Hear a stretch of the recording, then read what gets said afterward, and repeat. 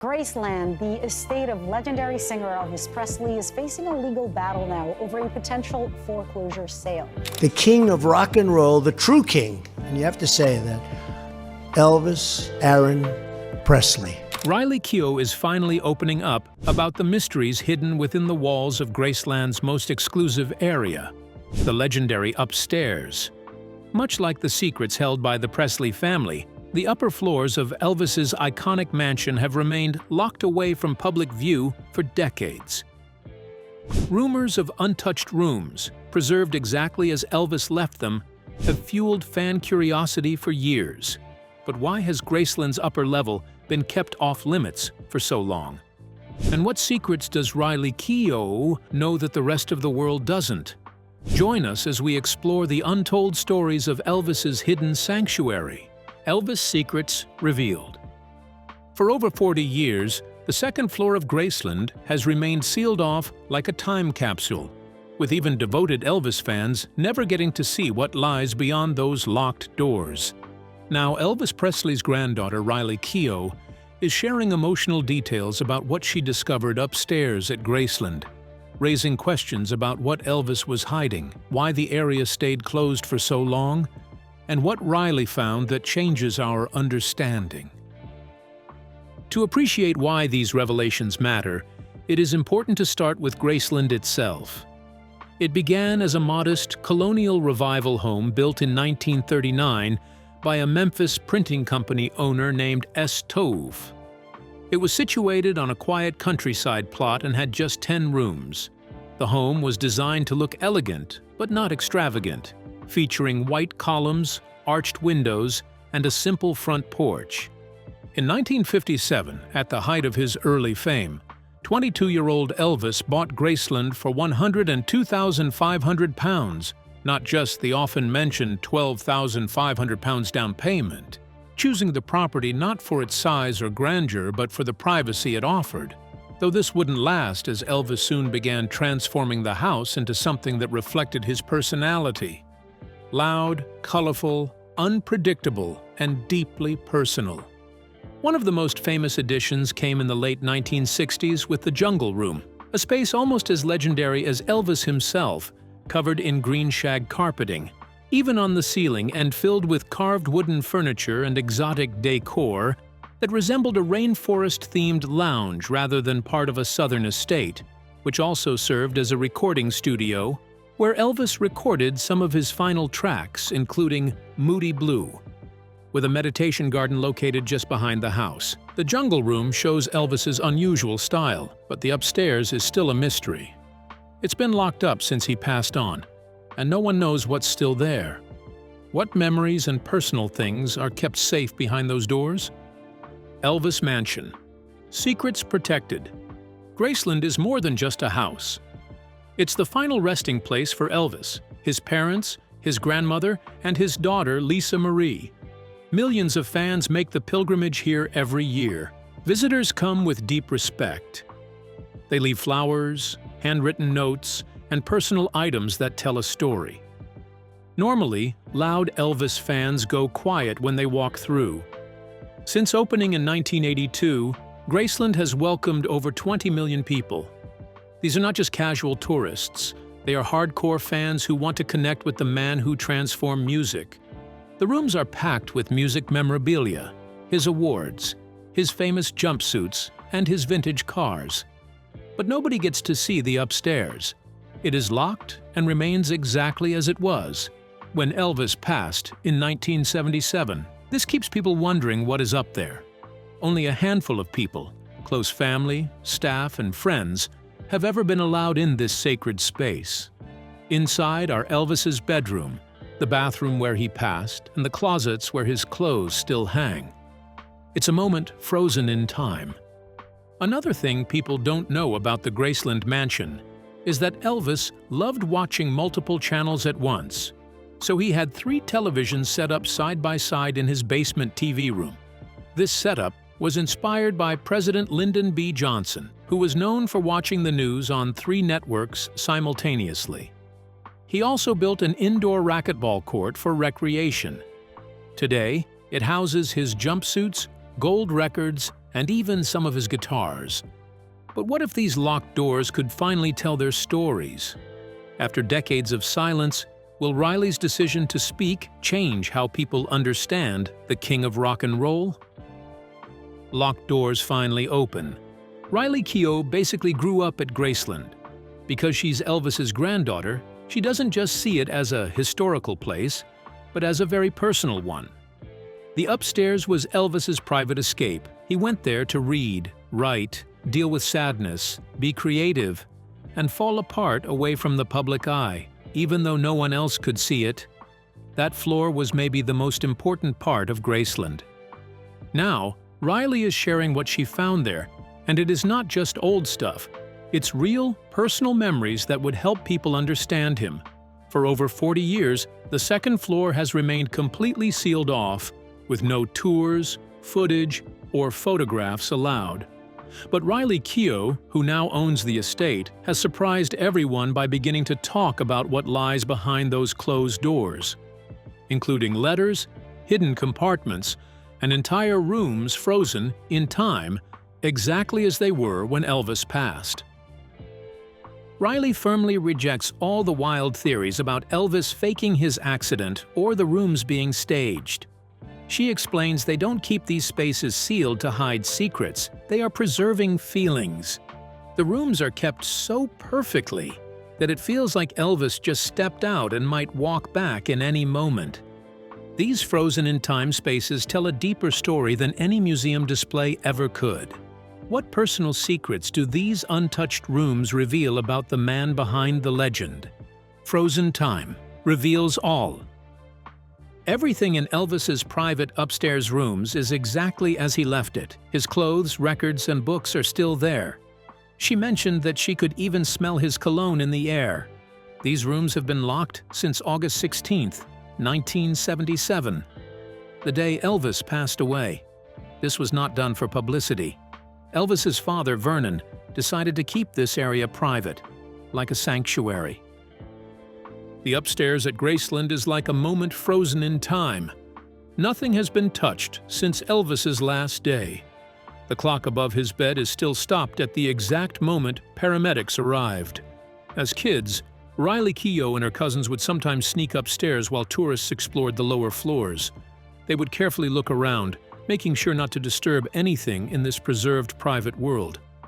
Elvis's study stuck with Riley the most. It's a small room with dark wood walls full of books about numerology, Christianity, and Eastern mysticism. She found his notebooks there too. These contained his private thoughts about fame, feeling alone, and spiritual questions, some written like prayers. Other pages had unfinished song lyrics, or just the word free written over and over again. Elvis's bedroom reveals a lot about his final days, and fans found it interesting that his bed has silk sheets. On one nightstand sits a Bible with notes Elvis wrote in it. The other nightstand has bottles of pain medicine. Under the bed, Riley found something unexpected, a shoebox marked, "Do Not Open." Inside were letters Elvis never mailed to Lisa Marie, and one letter saying, "To whoever finds this after I'm gone." Riley keeps the contents private because they're too personal, but they changed how she thinks about her grandfather. The bathroom where Elvis passed away remains exactly as it was. They've left it untouched out of respect, so it feels like a holy place.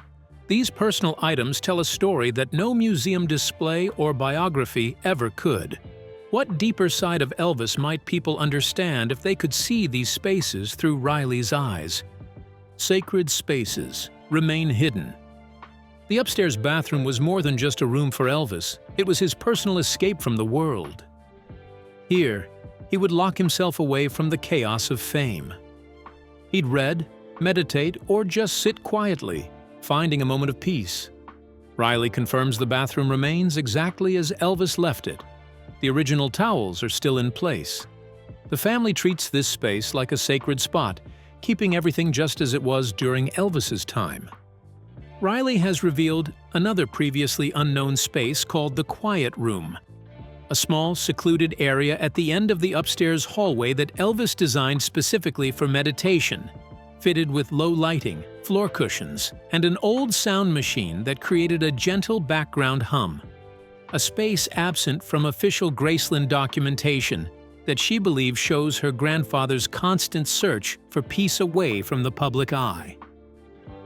The decision to finally speak about these private spaces came after Riley inherited both Graceland and the responsibility for the family legacy following her mother Lisa Marie's demise, with Riley explaining that the upstairs remained undiscussed for years because it was too painful and sacred for her mother to share. But Riley now feels it's time to reveal these untold stories not for sensation, but to help people better understand Elvis as a person. Despite opening up about what exists behind those locked doors, Riley makes it clear that the upstairs will remain closed to the public, preserving the boundary between what fans can see and what remains private family history, honoring both Elvis's memory and her mother's wishes to keep certain spaces sacred. Can people truly understand Elvis better through these secondhand glimpses? Or do these partial revelations only deepen the mystery? Tunnels fuel Elvis mystery. The wildest Elvis conspiracy won't fade. Some fans still believe he faked his passing and escaped through a secret tunnel at Graceland. It's more than just crazy fan talk. People point to strange details about his final days, his increasing desire for privacy, and rumors about hidden passages in his famous home. The theory keeps hanging around, mixing just enough mystery with plausible hints to keep fans guessing. The tunnel story has been around for decades, with some former employees claiming there's a hidden passage from the main house to the back of the property or beyond. Some believe it runs under the meditation garden to a hidden exit in the woods. Depending on who fans ask, it was either an escape route from the press or a way for Elvis to disappear completely. People who believe this theory point to Elvis's behavior in the 70s, checking for hidden microphones, performing less often, making fewer public appearances, and rarely leaving the second floor of Graceland. While official blueprints don't show any tunnel, they don't show the second floor either, and the Presley family has never confirmed it exists. However, the rumors persisted. In 1987, a journalist claimed to find a hidden entrance near the carport, and alleged Elvis sightings began appearing just a year after his reported demise. These whispers about Elvis's mysterious final years have only grown more intriguing with time. Could the king of rock and roll have pulled off the ultimate disappearing act? Mystery deepens. Despite evidence. The Elvis mystery kicked off in 1978 when a man looking just like him got on a plane. He used John Burroughs, the same fake name Elvis always used when booking hotels. This strange event started a wave of wild stories. In 1984, Graceland fans got excited about a photo of a groundskeeper wearing sunglasses. They were sure it was Elvis in disguise. The staff never said who the man was, which only made people more curious. The Elvis sightings just kept happening. Fans claimed to see him everywhere: in a Michigan hospital, at a Texas Burger King, watching an Elvis impersonator in Nevada, and even at a California DMV. At the DMV, a man who looked just like Elvis paid cash and wouldn't give his name. Some true believers saw a hidden clue in his death certificate. Elvis's legal middle name was Aaron, but his gravestone and paperwork spelled it Aaron. Why would Elvis want to vanish? His fans have a simple answer: total exhaustion. By the late 70s, Elvis was struggling. Chronic pain was wearing him down. He was battling substance overuse. The constant spotlight of fame was crushing him. His supporters believe he had everything he needed to disappear. He owned Graceland, had plenty of money, and even a rumored secret tunnel. But here's the reality check. There's no real proof Elvis survived past 1977. His family saw his body. An autopsy was done. His funeral happened right out in the open. She sees her role as protecting what mattered to him, whether that means guarding his emotional legacy or keeping certain spaces private. believing some questions are meant to remain unanswered. Secrets beyond the grave. Maybe there never was a tunnel, and all those Elvis sightings were just mistakes or wishful thinking. Or perhaps keeping part of himself hidden was Elvis's final act of rebellion against a life spent in the spotlight. The Elvis legacy gets even more complicated with claims about secret children. Over the years, many people have come forward saying they're Elvis's biological children, showing DNA samples, birth certificates, and photos highlighting strong resemblances.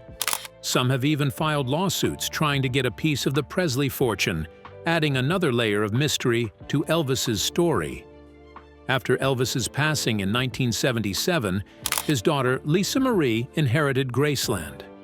When she passed away in 2023, ownership went to Riley Keough, but not without a legal fight. Priscilla Presley contested a 2016 change to Lisa Marie's trust, revealing that the Presley legacy isn't just about emotional connections. It's about hundreds of millions of dollars. At least a dozen people have claimed to be Elvis's biological children over the decades. One man tried to get permission to dig up Elvis's body for DNA testing, but the request was denied. Another supposed daughter submitted a hair sample she claimed was Elvis's. The Presley estate dismissed these claims, protected by the Elvis Presley Trust, which manages his finances and image rights. For anyone to be recognized as an heir, they'd need rock-solid DNA evidence with a clear chain of custody, something no claimant has managed to provide. Riley has never publicly acknowledged any of these potential siblings. These wild claims about secret children have swirled around Elvis for years, keeping fans and gossip lovers guessing. But what drives people to chase these impossible family mysteries? Guardian stands firm. Neither Lisa Marie nor Riley has publicly addressed claims of secret siblings. Their silence might be a legal strategy to avoid giving weight to false claims, or they might be keeping something private for personal reasons. People simply don't know. What's clear is that at just 34, Riley Keough is now running the show at Graceland. She hasn't just inherited the property and Elvis's legacy, she's taken control of an empire with complex contracts, property rights, and licensing deals. She's hands-on with everything from meeting with archivists to approving new exhibits. She's even working on digital projects to preserve Elvis's handwritten notes, original recordings, and rare photos with proper archival standards. Riley is also shaping how people understand Elvis. That is a tough job, since he's not just a musician, but a cultural symbol representing a specific era of American history, with all its contradictions. She's in the unique position of being both family and cultural gatekeeper, trying to humanize someone the world sees as larger than life. She's managing this challenge carefully, saying she views Graceland as a living space rather than a museum, focusing on making sure Elvis is understood rather than frozen in time. That's why she's creating educational partnerships with schools and universities. She wants Elvis studied not just as a celebrity, but as a case study in fame, race, music, and cultural identity.